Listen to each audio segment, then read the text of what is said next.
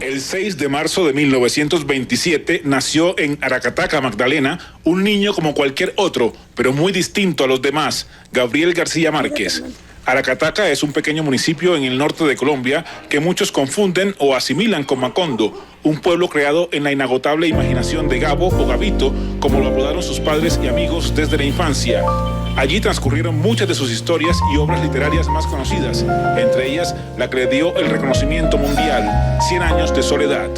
A García Márquez siempre le gustó que lo reconocieran y lo recordaran como el hijo del telegrafista de Aracataca, lo que revela en parte su carácter, humildad y grandeza. Sus padres, Gabriel Eligio García Márquez y su madre, Luisa Santiago Márquez, lo dejaron desde muy niño al cuidado de su abuelo, el coronel Nicolás Márquez, y su esposa Tranquilina Iguarán. El veterano de guerra fue uno de los primeros en despertar en Gabo la pasión por las historias, los cuentos, el periodismo y la literatura. Doña Tranquilina Iguarán tenía dificultades visuales, pero las maravillosas historias, fábulas y leyendas que le contaba a su nieto, muchas de ellas imaginarias, inspiraron gran parte de la obra del más universal de los autores colombianos. La infancia de Gabriel García Márquez transcurrió en la costa norte, en el Caribe colombiano, en medio de las necesidades propias de una familia de escasos recursos que hizo todo lo posible por brindarle una buena educación. De esas festivas y calurosas tierras llenas de encanto tropical, pasó gracias a una beca a estudiar en 1940 a la andina y fría ciudad de Zipaquirá en el centro del país. Fueron tiempos difíciles para García Márquez que, sin embargo, forjaron su estilo y su prosa. En 1947 llegó a Bogotá a estudiar Derecho en la Universidad Nacional. Fue en esa época, marcada también por la austeridad, cuando Gabo publicó su primer cuento en el periódico El Espectador, La Tercera Resignación.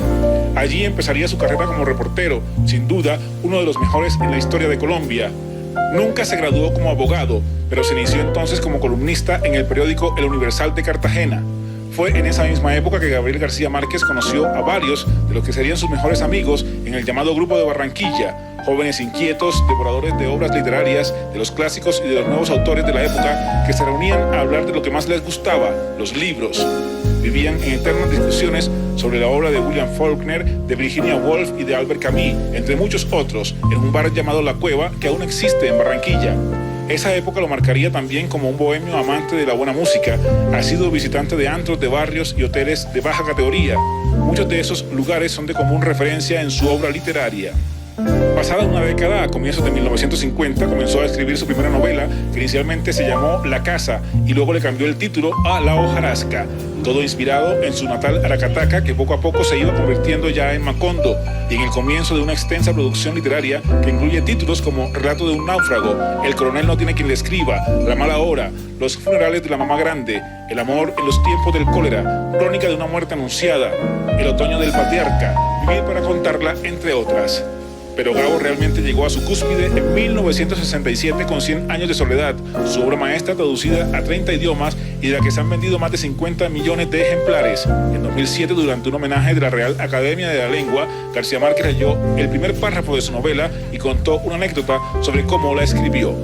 Muchos años después, frente al pelotón de fusilamiento, el coronel Aureliano Buendía había de recordar aquella tarde remota en que su padre lo llevó a conocer el hielo.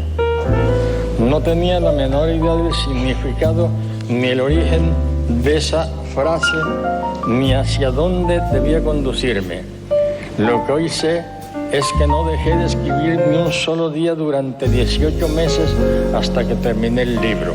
El novelista, periodista y creador del movimiento literario conocido como el realismo mágico, viajó por el mundo entero y conoció muchas culturas, lo que le sirvió para nutrir de maravillosas historias sus escritos.